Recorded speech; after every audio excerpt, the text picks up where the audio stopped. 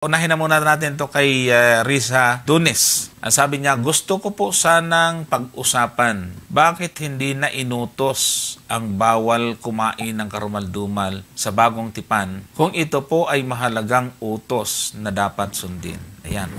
So, actually, itong tanong na ito ay malimit na po natin nababanggit po noon. Kung hindi napakinggan ni kapatid na Risa Dunes yung ating mga tinuturong palaisipan noon or kaya ay ginaguide ho natin sa tamang paggamit ng luhika, ay binabanggit po natin ito kapag ka ito pong utos o binabanggit ho ito kapag ka yung utos na ito ay nagiging issue. Halimbawa, hindi na sinusunod. Halimbawa, pinagbawal na yan. Sigurado pag-uusapan yan. Pero kung hindi ho yun binanggit at walang nagsabi na pwede nang kainin ng karumaldumal, ay ibig sabihin nagpapatuloy yon. Hindi ho kailangan iutos yon kasi ginagawa yon. Ibig sabihin kung hindi yan inutos uli, ibig sabihin kasi utos man yan, hindi ho yan nilabag. Kasi nga, Brother Gomer, ang kasaysayan sa Konsilyo ng Jerusalem, sa Aklat ng Gawa, ang isa sa matinding paksa na isama sa pinag-usapan ay yung pagkain sa mga binigti, sa dugo at sa pakikiapid, pati sa pagtutuli. So, yan po kasi ay naging issue. Ang pagtutuli ay gustong maging requirements ng mga Hudyo na dapat ay tuliin. So, kay Apostol Pablo kasi, ang pagtutuli nasa puso. So, napag-usapan yon. Kung ang pagbabawal ng mga pagkain ng karumaldumal ay totoo na hindi na, dapat to ay napag-usapan din po nila yon. So, the mere fact na hindi po pinag-usapan, ibig sabihin, nagpatuloy yun, Brother Gomer. Tama naman. Kasi, alam mo, brother, aywan ko, lalaki ba yan o babae si lalaki yan. Risa? Si Don Rayan. Okay. So, alam mo kapatid, maganda naman yung iyong tanong. Pero, ang purpose ng tanong mo ay talaga bang ikaw ay naniniwala na kailangan na ang utos ay kailangang mabasa sa bagong tipan para ito ay dapat sundin? Yun ba talaga ang inyong paniniwala? No, kasi tinanong mo kasi yan na ang tinutukoy mo ay yung specific na dahil sa pagkain ng baboy, bakit hindi kamo inulit? Kaso, ang magiging problema po kasi dyan sa ganyang kaisipan, kung magbabasa po kayo ng, kahit basahin nyo lang po yung Exodo, Levitico, yung Deuteronomio, sapagkat yan yung tinatawag na aklat ng kautusan, kasama na yung bilang, napakarami pong utos doon, kapatid, no? Na hindi po inulit sa bagong tipan at tiyak na hindi ka maniniwala na hindi na umiiral, no? So, ibig sabihin, doon sa iyong punto na yon na kailangang ulitin yung kautusan sa bagong tipan para ito ay susundin, ay hindi ho tumutugma. Kasi, halimbawa, yung utos na ang isang tao ay huwag sisiping sa hayop. Kahit basahin niyo po ang the entire New Testament, hindi niyo mababasa yung utos na yan na ipinagbawal ng Diyos na sumiping sa hayop ang isang tao. Okay? Isa pa, yung ikaw ay mag-asawa sa malapit na kamag-anak, hindi rin ho mababasa yan sa marami hong hindi mababasang utos na sa lumang tipan, hindi natin mababasa sa New Testament, pero patuloy na sinusunod. O katulad na lamang yung huwag magpatato. Hindi rin natin mababasa yan. Yung utos na yan mismo. Pero yun ay sinusunod natin, kapatid. So, ibig sabihin, hindi po porke hindi nabasa, kaya nga ang tawag po dito sa Exodo or Genesis, Exodo, Levitico bilang Deuteronomio, ito ang tawag dito ay aklat ng kautusan. Sapagkat, kung ikaw ay magre-refer sa kautusan, dito ka pupunta. Ito yung titingnan mo. Kaya nga ang tawag dyan is yung buong Bible na pinagbabasihan nila. Ang tawag dyan kautusan at mga propeta. Bakit ganun yung tawag? Kasi nakapaloob doon yung mga kautusan ng Diyos at ganun din yung mga sulat ng mga propeta. Kaya kung meron kang kautusan na gustong ituro or banggitin, ay pwede kang pumunta sa aklat ng kautusan at titingnan mo doon. Yun po yung sinasabi. Ano? Dahil ang atin pa, ang sabi nga ang kautusan at ang kautusan at ang mga propeta ay nanatili hanggang kay Juan. So ang ibig sabihin, kahit nung panahon ng ating Panginoong Hesukristo, ang pinagbabatayan niya ng kanyang mga pagtuturo ay walang iba kundi yung aklat ng kautusan. Di ho ba? Ngayon, doon sa tanong mo specific na bakit hindi iniutos yung bawal ang baboy. Simple lang po yan, kapatid. Kaya nga yung sinasabi po natin, nung dumating ang ating Panginoon, kung mapapansin po ninyo, actually, hindi naman talaga siya nag-devote ng time para magbigay ng mga utos eh. Kung may mga pagkakataon lamang na tinatanong siya, halimbawa, tinanong siya nung binata, o anong aking gagawin upang magkaroon ng buhay na walang hanggan. Doon sa pagkakataon na yon, makikita mo ano ang binasa ng ating Panginoon o anong itinuro niya galing sa aklat ng kautusan. So ang ibig sabihin, Brother Joseph, kaya ngayon inulit ng ating Panginoon yung mga utos na yon dahil kinakailangan nyo sa kanyang pagtuturo. Dahil may nagtanong. Yun ang ating dapat na tingnan. Ngayon, kung makikita sana natin kung may nagtanong ba, kung pwede pa rin ba kainin ng baboy o wala. Tapos sinabi ng Panginoon, pwede na. Ayun ang definite na conclusion, pwede na. Kaya lang, makikita po natin ang mga Hudyo hindi po talaga kumakain ng baboy. Kaya nonsense na nakikita na ng ating Panginoon na sinusunod yung punto na yon, ay utos pa niya. Hindi ho ba? Katulad halimbawa yung pag-iikapo. Iniutos ba ng ating Panginoon yung pag-iikapo? Hindi niya iniutos mag-ikapo kayo. Pero nung sabihin niya na ang mga Hudyo kasi nag-iikapo na, kaya dapat nilang gawin yun kasi ginagawa na nila. Okay? Ngayon, specific sa baboy, ito nga yung ating sinasabi dyan, kapatid. Iniutos siya ng ating Panginoon doon sa Levitico. At yan naman ay nanatili, ang sabi, nanatili hanggang sa dumating na yung Ebanghelyo. So dapat ang mababasa natin sa New Testament ay yung kaibahan. Ang ibig sabihin, kung doon sa Levitico ay bawal, dapat ang mababasa mo sa New Testament ay pwede na. Yeah. Dapat ganun. Hindi, bawal sa Levitico, pagdating sa New Testament, bawal na naman, iuutos na naman na bawal, ulit-ulit pang magkaganon. Ang gagawin lang doon, isi-xerox mo lang yung Exodo Levitico bilang Deuteronomio. Ganun ang gustong mangyari ng iba eh. Na para sundin, kailangan mabasa. Kaya nga sabi ko nga, ay yung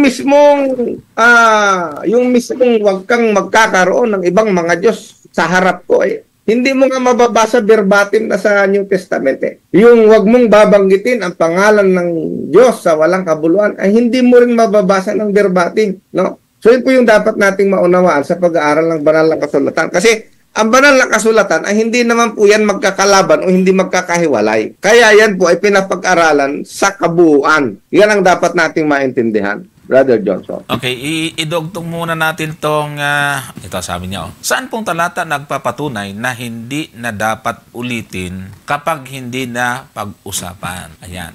So, tinuturuan po namin kayo ng tamang pag-iisip o tamang logic. Kasi kung dating utos yan, bakit pa uulitin? Kung hindi na utos, yun ang dapat klaruhin. Hindi ba? Halimbawa, ito utos. Bawal ang baboy. Yan. Ngayon, hindi na yan bawal. Dapat yun ang mabasa. Pero yung, bakit hindi iniutos? Ay, utos na nga yan. Bakit mo iuutos uli? Ang mangyayari tuloy, wala nang bagong tipan. Yung laman ng Exodus, yun ang laman ng Mateo. Ang Leviticus, yun ang laman ng Marcos. Ang Bilang, yun ang laman ng Lucas. At ang Deuteronomy, yun ay yung laman ng ng Juan. Ay ano bang klaseng Biblia tayo ngayon? Di ba? So, tinuturuan lang namin kayo ng tamang pag-aanalisa, kapatid. Kasi, tinan mo babalik ta rin natin.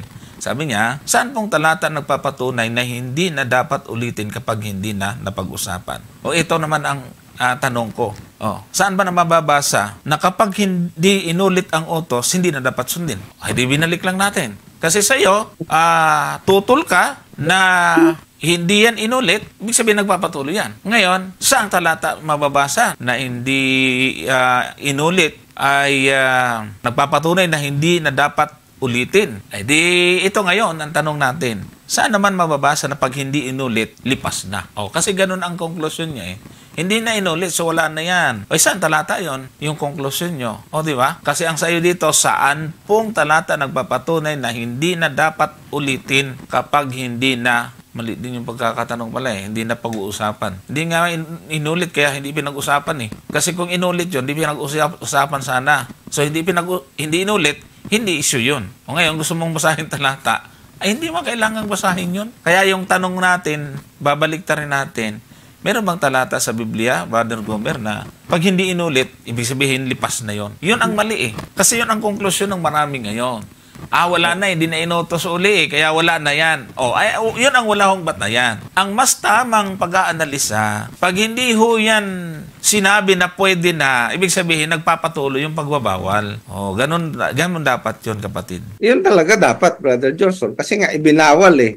Ibinawal. So, ang dapat na susunod mong makita, kapatid, ay yung ipinapahintulot na. O halimbawa, babasa ako ng isang talata. Itong nasa Levitico, Brother Johnson. Levitico sa 20. Ang sabi dito, ang talata ay 15. Tingnan po ninyo mga kapatid. 20:15 ng Levitico. At kung ang isang lalaki ay makiapid sa hayop, ay papatay na walang pagsala at papatayin din ninyo ang hayop. So, dito sa Levitico, kasalanan yung makiapid sa hayop o yung sumiping sa hayop. Ito ho ba ay mababasa sa New Testament? Hanapin nyo po sa New Testament kung mababasa ito. Hindi nyo po makikita ito. Ngayon, dahil ito ba hindi inulit sa New Testament, pwede nang gawin. Baka hindi naman kayo papayag, di ba? Ituloy natin sa 16. At kung ang isang babae lumapit sa alinmang hayop at pasiping, ay papatayin mo ang babae at ang hayop. So, kasalanan. Ngayon, hindi rin inulit ito sa New Testament. So, pwede na bang gawin ito dahil ito hindi inulit? So, kaya nga mali po yung pangangatwiran na gano'n. Kaya nga, yung wag mag-asawa sa malapit na kamag-anak. Nandyan din po sa Levitico yan. Hindi rin inulit sa New Testament. So, pwede na bang gawin yan? Kaya nga, ito yung ating ipinapaunawa, Brother Johnson. At ito pang isa, 19:28 ng Levitico. Ano sabi sa 19:28? Huwag ninyong kukudlitan ang inyong laman dahil sa namatay. Ni huwag ninyong lilimbagan ang inyong laman ng anumang tanda, ako ang Panginoon. O makikita mo yan, tato yan eh. Ay inulit ba yan sa New Testament? Hindi. Sinusunod ba? Ay sa Adventist po, sinusunod natin yan. Ipinapayo natin na huwag. Di ba, Brother Johnson? Kaya hindi talaga tatayo yung inyo pong katwiran na dahil hindi inulit ay pwede na. Mali po talaga yun. Hindi ho ba? So, kailangan po ninyong pag-isipan mabuti yung inyong pangangatwiran. So, yan po yung ating masasabi dyan, Brother Johnson. So, i-respeto po natin yung kanyang mga reasoning. Sabi niya po dito, sabi po kasi ng mga apostol at ni Kristo ay ipaalala ang utos. Unang Timoteo 4:6. Dapat ipaalala kahit hindi pinag-usapan. Meron bang nakalagay doon na ipaalala kahit hindi pinag-usapan? Sige, tingnan natin ang unang Timoteo 4:6. Ayan. Kung ipaalala mo sa mga kapatid ang mga bagay na ito, ikaw ay magiging isang mabuting ministro ni Kristo na kinandili sa mga salita ng pananampalataya at ng mabuting aral na sinusunod mo hanggang ngayon. Ibig sabihin, yung nakalimutan, ipaalala mo. Kung hindi naman nakalimutan, ba't mo ipaalala? Ayan nga, Brother Johnson, si Timoteo yan eh.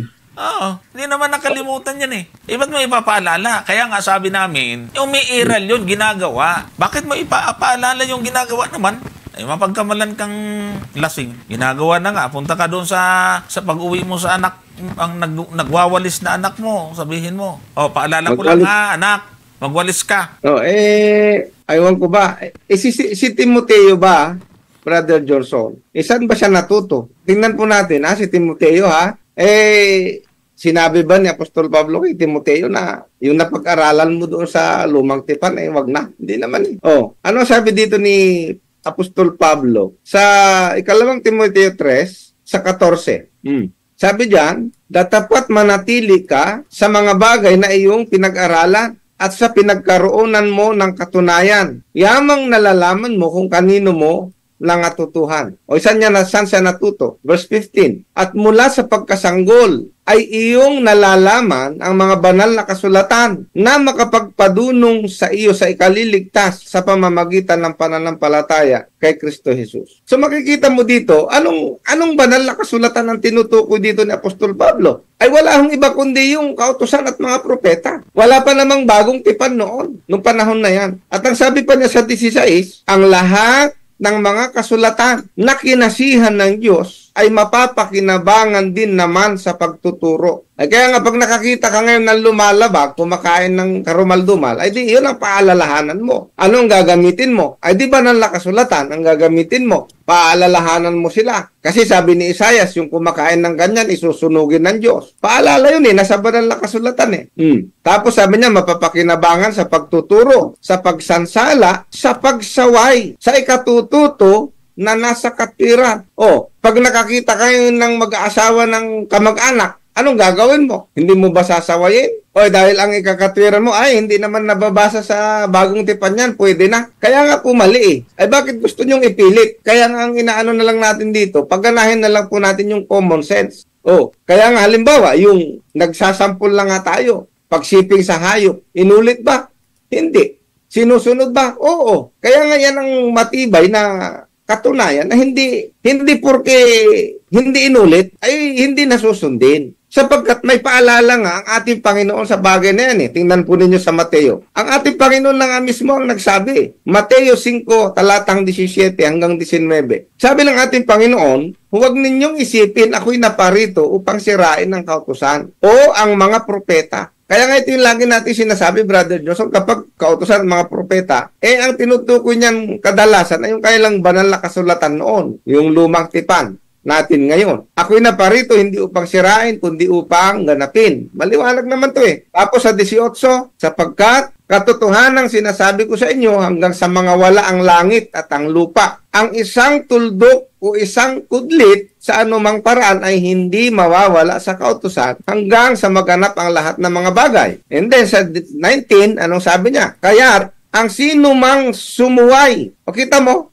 Kasama tayo lahat dito kasi ang sabi dito ang sino mang sumuway. Saan? Sa isa sa kaliit-liitang mga utos na ito. Anong mga utos? Di nakasulat sa kautusan at mga propeta. At ituro ang gayon sa mga tao ay tatawaging kaliit-liitan sa kaharian ng langit. Datapot ang sino mang gumanap at ituro ay tatawaging dakila sa kaharian ng langit. Ang Panginoon ang nagsabi niyan mismo Tapos ito pa, sa Mateo 23. Asinin ninyo, Mateo 23, 1 hanggang 3. Ang ating Panginoon din ang nagsasalita dito. Ang sabi niya dyan, nang magkagayoy nagsalita si Jesus sa mga karamihan at sa kanyang mga alagad. Ano ang sabi ni Jesus sa kanyang mga alagad at sa karamihan? Verse 2, na nagsasabi, nagsisiupo ang mga eskriba at mga pariseo sa luklukan ni Moises. Ano ang ibig sabihin nito? Ang ibig sabihin nito, hanggang sa mga panahon na ito na nangangaral ang Panginoon, umiiral po yung kautusan ni Moises